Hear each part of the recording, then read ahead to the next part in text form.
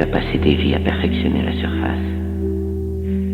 La pierre lisse qui dévie la lumière et ne montre que le visage acceptable. Tu construis des murs méticuleux à l'intérieur de ton propre esprit, scellant soigneusement les couloirs où résident les vérités gênantes. La méchanceté que tu as ressentie, la jalousie mesquine, le besoin désespéré de coups. Tu penses qu'en oubliant ces pièces, elles cessent d'exister, mais les parties que tu exiles ne meurent pas. Elles deviennent simplement affamées.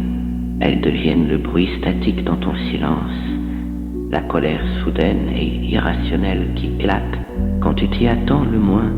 Elles exigent d'être intégrées et non oubliées. La plénitude que tu cherches ne se trouve pas en purgeant l'obscurité, mais en marchant dans la pièce sombre et en serrant la main du prisonnier oublié que tu as enfermé. C'est ce que tu refuses de croire. La rage n'est qu'une passion contrariée.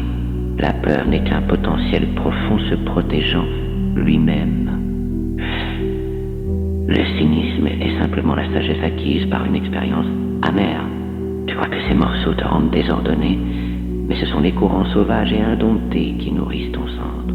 Tu essaies de voler avec une aile coupée, car tu as décidé que cette aile était trop imparfaite pour être utilisée. Laisse tomber le masque. Tiens-toi dans la lumière étrange et inconfortable de ton être total. Ne t'excuse pas pour les angles qui sont vives, ou les ombres qui sont longues. Elles étaient censées être là depuis toujours. Tant que tu n'auras pas accepté la géométrie complète de ton âme, le lisse et le rugueux, le sacré et le profane, tu te sentiras toujours comme un étranger dans ta propre peau.